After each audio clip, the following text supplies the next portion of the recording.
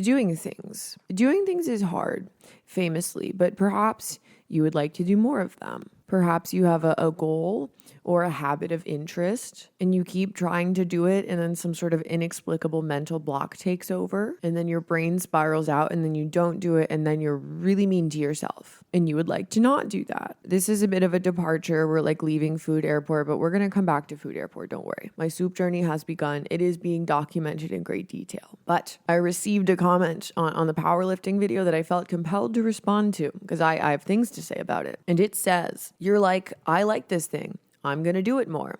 And that is beautiful and something I would like to do more of. It's very frustrating when you really enjoy something that you're new and bad at, and you have to constantly hear your inner voice saying, you shouldn't do it, let alone be seen doing it. How on earth did you develop the mindset to be able to keep at it? Is it natural for you to have positive self-talk, or is it a constant struggle? I'd eat up a video where you talked about how to develop that mentality. So let's talk about developing that mentality, because it did not come naturally to me at all. In life, school, work, hobbies, taking care of myself, whatever it may be, my biggest my brain. If I showed this comment to like my softball coach from the 4th grade, he would die laughing at the prospect of me having a naturally positive inner voice. Also, there's a lot of advice out there about how to do that, and like none of it resonates with me. I'm not much of a like David Goggins, stay hard, Nike, just do it kind of person. I'm not really a like wooey manifestation, fake it till you make it guy. I'm not like an infographic, you are valid, take a nap kind of guy. And I don't think any of that is inherently like bad or untrue. It just doesn't resonate with me. It does not help me do things. And I would like to do things. So I'm going to talk about things that help me do that. Much of this has been garnered from my experience with cognitive behavioral therapy, which has been so remarkably valuable in like living the life that I would like to live. That said, solid chance our brains and lives are different from each other. Mostly, I don't have ADHD. Love and respect to the ADHD community.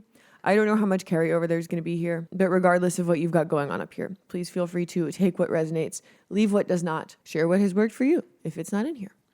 Okay, let's do things. Tip number 1, tracking. If we rewind a few years in my life, 2021, I'm having a bad time emerging from the year prior. I go days without leaving the house.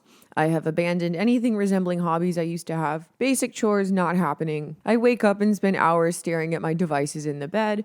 I ruin my own day by like 9 a.m. most of the time. Not great. Didn't care for that. A complete life overhaul.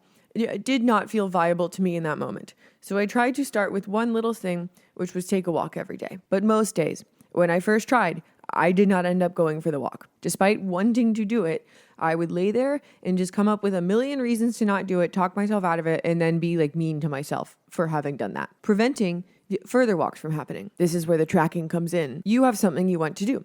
Let's say daily walk. Whether or not you go on the walk, write down what you are thinking and feeling and saying to yourself and what your environment is like leading up to the decision to go on the walk or not. What kind of reasons are you coming up with to not go on the walk? Write them down. And over time, patterns start to emerge. You are likely not avoiding your walk for a new and unique reason every single day. It is likely the same bullshit over and over.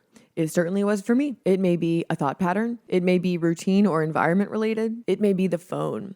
It is so often the phone. I really hate that they were right about the phone. But whatever it is, once you have for a couple of weeks written it all down and become familiar with your own bullshit, it gets a lot easier to spot and counteract it when it is happening, compared to waking up and letting it happen to you over and over and over again. If you know, these are my like 3 go-to excuses to not go on a walk. You can write them down, and then you can write down how you want your future self to respond to them. You can say, I know I'm going to have this thought. I have it every single time. Here's what I'm going to say in response to that. And once you manage to go on some walks, you can also track what helps you succeed. What helps you convince yourself? What kind of routine or environment did you set up that made it happen this time? How did you feel about yourself after? How did the rest of the day go? And all that can get added to the evidence bank. Next time you're trying to talk yourself out of it, you can say, I've been here before. I have defeated this before, and I'm going to again. And also I know I feel good after I do it. And I want to feel good. I don't want to feel bad. I have had to employ this quite a bit with running the last few months. I did not like running for like 30 runs. It is built-in practice at having the thoughts of like, I don't like this. I suck at running. I don't want to keep running. And having to figure out how to redirect those thoughts. Whatever it is that works for you, music, podcast, pretty environment. And after enough times, just knowing those thoughts are going to happen, I expect to go on this run and halfway through not want to do it. But I now have enough evidence to know that I will and how I'm going to keep doing it. This all takes so much practice. It eventually becomes a thing that is kind of second nature. Like I did not have to write any of the running stuff down in a Google Doc. It is just now many years into like learning how to think like this. I'm able to notice that and counteract it as I go. And perhaps if this vibes with you, you can too. 2, mindset shift. I have spent much time in this life saying things to myself like, I am too blank to do blank. I can't do this because I am this way. People who are like this, don't do this. I can't try new things because I have anxiety. Because I won't be perfect on the first try and I will give up. Because I'll be horribly mean to myself afterwards. Because that's just how my brain works. That's how I am. I can't do this because of that. Mindset shift. This is going to be harder for me because it is going to take me more tries than other people. I may never be as good at this as other people, but I want to do it anyway. Example, you want to eat your vegetables, but you struggle with executive dysfunction. Perhaps you have said to yourself many times, I just can't meal plan. People like me can't meal plan. Mindset shift. Meal planning is going to be harder for me. I am going to have to seek out strategies to help me do something that comes to other people naturally. That sucks and that's annoying, but I want to do it anyway because taking good care of myself is worth it. Once again, I think writing this stuff down is super helpful because it is easier to spot these kinds of thoughts when you're like reading them over the next day versus when you're in the moment saying them to yourself. 3, there is a fine line between not beating yourself up for not doing something and never doing anything. There is a genre of post that I think is well-intentioned and was just not meant for me, that I took as for me and ended up using as a long-term excuse to not do things. And that type of post is like, it's okay to take a nap. It's okay to not be productive. You don't have to be mean to yourself if you need rest. You're not a robot. Life is hard. And yes, it is okay. All of that is like true in the abstract. But also, if you find yourself in the constant bed rot lifestyle and repeating that mantra to yourself, perhaps that's not what that is referring to. And I did a lot of that to myself in 2020, which like I get, but it's really hard to turn the ship around when your habit becomes rest and not like I'm resting because of the habits. You know? And it got to the point where I felt like the mean things I would say to myself were almost like my brain trying to protect me from the vulnerability of trying. If I know that if I try and I fail, I react poorly, I'm just not going to try. I'm going to rest, I'm going to rot, and I'm just going to keep telling myself, it's fine, it's fine, it's fine, it's fine, it's allowed. You don't have to be productive. It was just not the right advice for me. Sorry for the extremely millennial example here. NBC's Parks and Rec, the Treat Yourself episode. Treat Yourself in NBC's Parks and Rec is a once a year shopping spree. Treat Yourself is not a lifestyle where you have a bad day and then you buy stuff.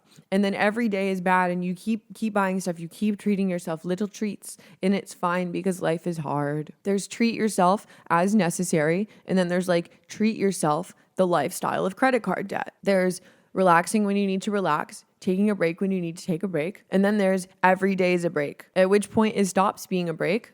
And that's just a lifestyle of not doing things. And I want to do things, as we have established. 4, do it once and do it poorly. If you want to do things, you want them to be habits that feel automatic. The more times you do things, the more habitual they become. But you can't get to that point if you never do it for the first time, which is, unfortunately, the hardest time. And a thing I have found helpful is saying to myself, I am committing to doing it once today and doing a shit job at it. I used to have like existential trouble doing my laundry regularly for like all of college and a very significant chunk of my 20s. And the gap between me and my piles of clothing and me, like a person who just does chores regularly without thinking about it, it felt very wide. And that gap overwhelmed me and made me want to not do it because I just felt like I'm never going to be the kind of person who just wakes up on Sunday and does it. In here comes the mantra, do it once and do it poorly. I am not waking up today with the eternal pressure of doing laundry every Sunday for as long as I live. I am waking up today and I am doing laundry today. I'm going to spend an embarrassing amount of time talking myself into doing it. I'm going to go to the stupid laundromat and put an enormous amount of laundry in a machine that is way too small, and I'm not going to sort it. I'm just doing it once. I am getting over the hump and I'm doing the damn laundry. Go to the gym, use one machine, go home. Write the worst first draft of all time. Cut corners cleaning your house. Whatever you're trying to do on the first try, Being good at it is not your goal. Doing it forever is not your goal. Your goal is exclusively doing it one time, get over the hump by any means necessary. And next time you want to do it, you can say, okay, the worst is over. Things might not linearly improve, but they can never be as bad as my first try. 5, take ownership of the good and the bad without moralizing them. If you've ever seen this here meme, I'm a piece of shit. I'm cut from the cloth of God. Nothing is real.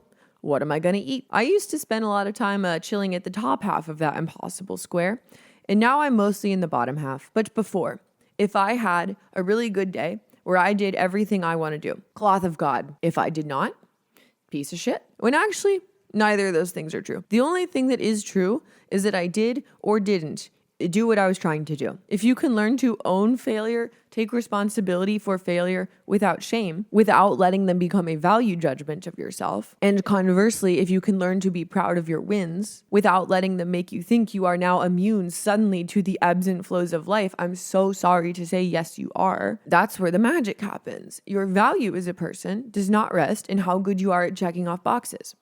That is all just data. What worked? What didn't?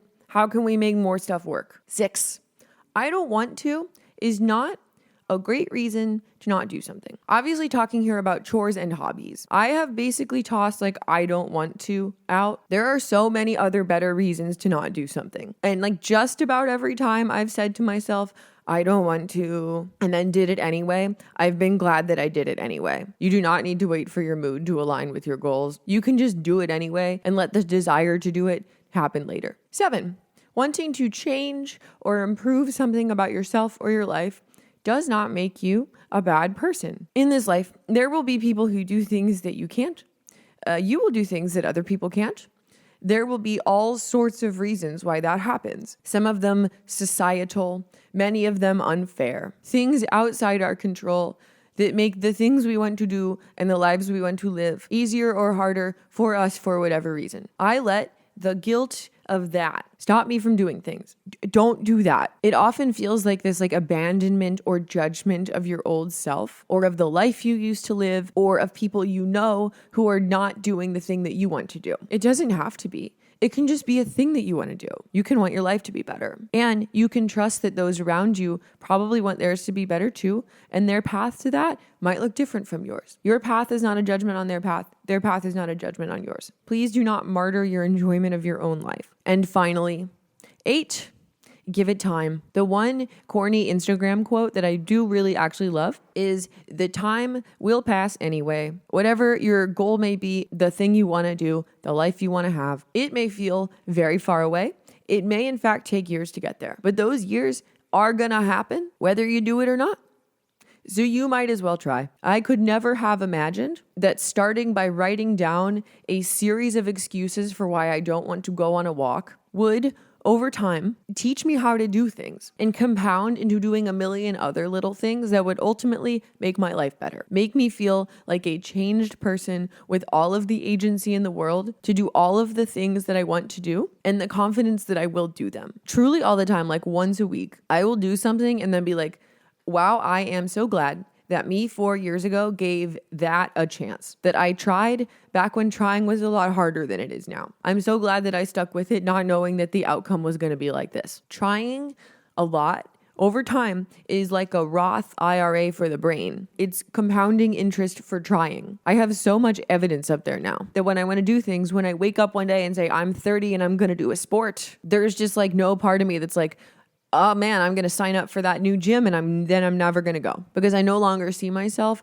as a person who signs up for the gym and doesn't go to the gym. Even though I did that 3 separate times in the dark years before it stuck this time. And the difference is that I have years of trying banked up now. And the Roth IRA metaphor really works here because the whole thing about compounding interest is that it takes time. That's not an investment for next year. That's an investment for a long time from now. So if you are just starting, give it time. There's going to be a you in the future that is so glad that you tried something. Or maybe not. I don't know. If I heard all of this when I was 25, I would have been like, please shut up. You're so annoying. Anyway, hope this was useful. And if it was not, sorry about that. Unrelated. I really want to do a no dumb questions about veganism video. So I'm going to pin a comment. And if you have something that fits the bill for that, please leave it. And also your doing things advice, if you've got it for the other good people of the Sincere on Main comment section. Okay, bye.